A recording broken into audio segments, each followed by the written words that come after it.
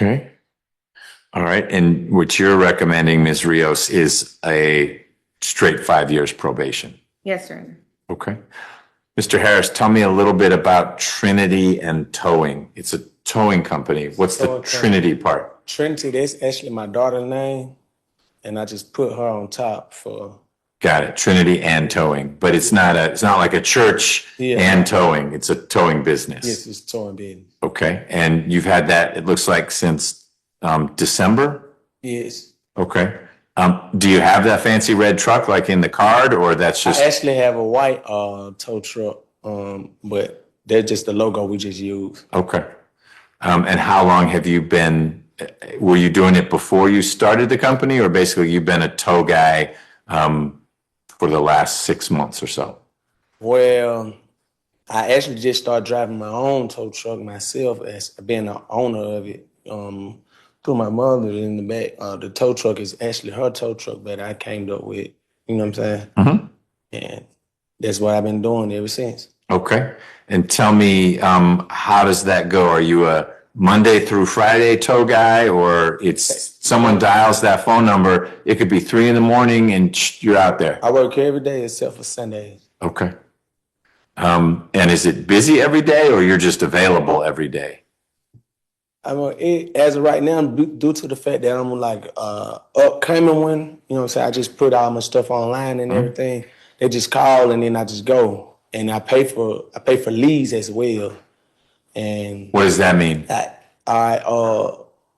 It's basically another company that actually get calls for tows, and I pay them in advance. And then when someone calls, if it's in my area, they'll call me. Got it. I get to charge however I want to charge because I paid them up front. Okay.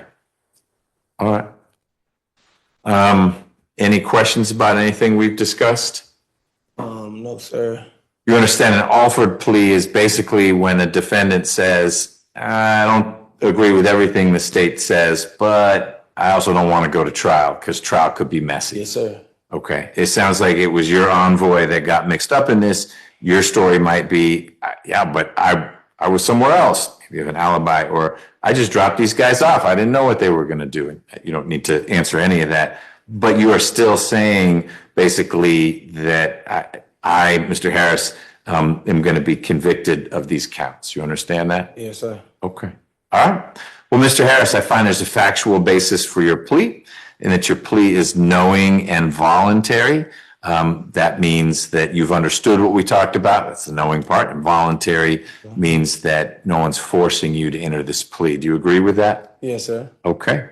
I'm sentencing you pursuant to the Probation Options Management Act, which means just that while you're on probation, which you will be for a while, if you have a minor violation, you and probation will address that. But if it's more serious, you get arrested for something, that comes back to me. Ms. Rios, can someone in my office sign the indictment for you? Yes, Your Honor. Ms. Davis? Yes, Judge. And I'm sure you have a copy with you, but we actually go digital here. It's easier for Ms. Nelson. Mr. Harris, is it okay if someone puts an electronic signature for you indicating your Alford plea in connection with this case? Yes, sir. All right, we'll do that. So, Mr. Harris, this is a whole lot of cars. I wasn't there. It was a long time ago. Hard for me to believe you had no idea what was going on. But mostly my focus is that, gosh, it was almost 3 years ago. And since then, there haven't been any issues, which is a great sign. So even if you were a little bit in the mix with what was going on with these cars, you seem to have been heading in a different direction.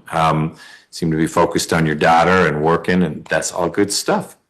Consequently, what I'm going to do is sentence you as to each count to 5 years. That will be probated, but a special condition of your probation is that you will serve 10 weekends, and there'll be consecutive weekends. They won't start this weekend. We'll start the following weekend, 10 weekends in jail. So you will turn yourself in by 5 o'clock on Friday, and then you'll get out by 5 o'clock on Sunday.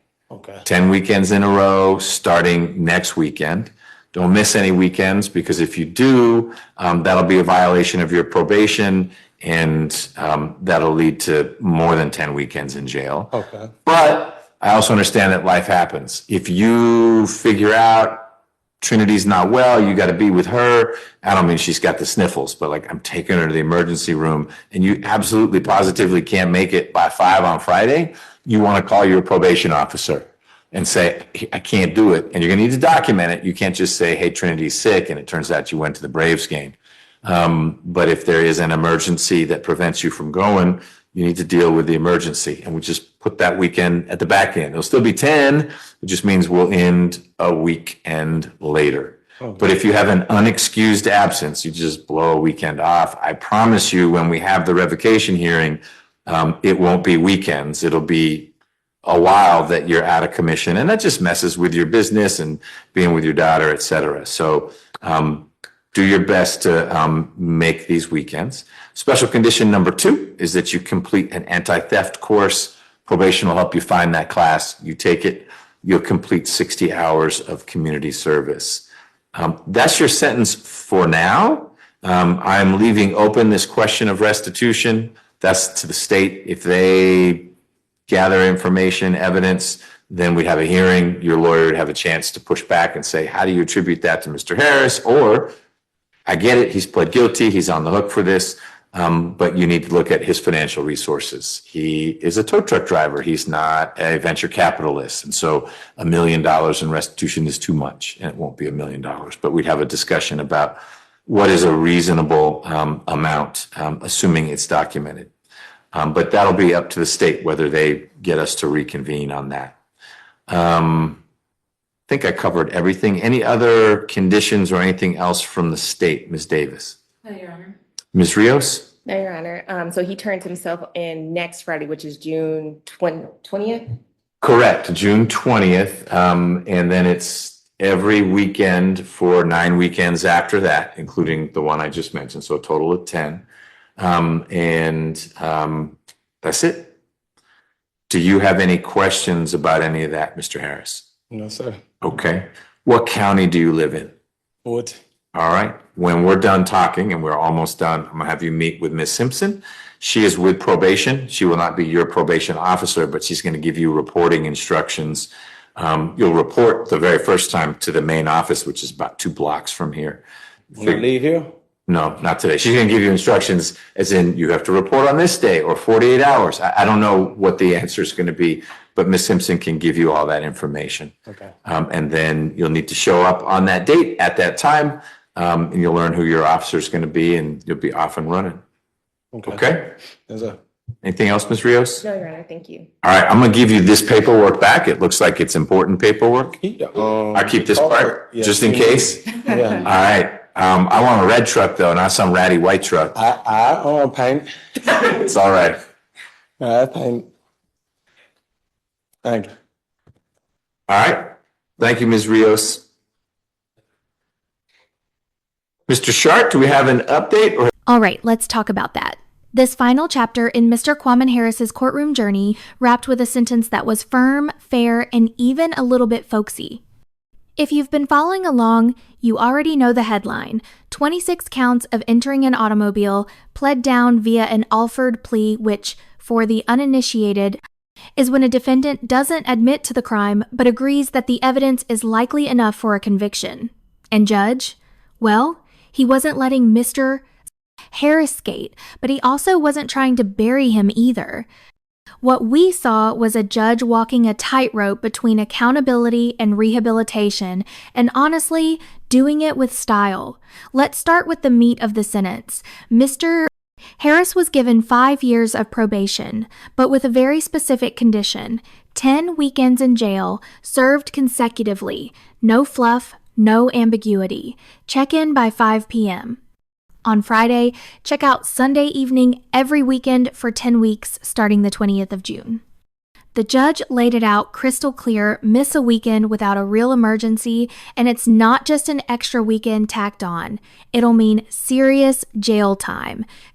And by emergency, he didn't mean my daughter caught a cold.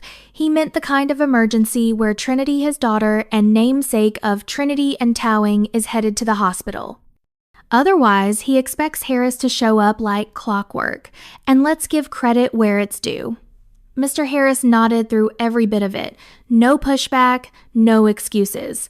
Now, that red tow truck, turns out it's more of a logo than a reality. Harris drives a white one, his mom's actually, and he's been building his towing business from the ground up since December. He works 6 days a week, pays for leads in advance, and is doing what he can to make it work. The judge didn't miss that detail either, joking that he wants to see a red truck someday. It was light, but human, just the kind of thing that makes the courtroom feel a bit less mechanical. Aside from the jail weekends, Harris will also complete 60 hours of community service and take an anti-theft prevention course. And the question of restitution? Still open. The court made it clear that if the state brings forward solid numbers from victims, a hearing will be held, but the judge was realistic, acknowledged Harris isn't some venture capitalist with deep pockets. He's a working-class dad with a tow truck, not someone who can cough up tens of thousands in damages without blinking. That nuance, it matters. So how did the courtroom feel? Surprisingly warm. It wasn't lenient, but it wasn't robotic either. The judge made sure Harris knew exactly what he was getting, but also gave him credit for his clean record in the years since the incident. No new charges, just steady work and family life. And sometimes, in a system known more for punishment than encouragement, that gets recognized. If you found this hearing insightful, consider subscribing, hitting the bell, and letting me know your thoughts in the comments below. I read everyone.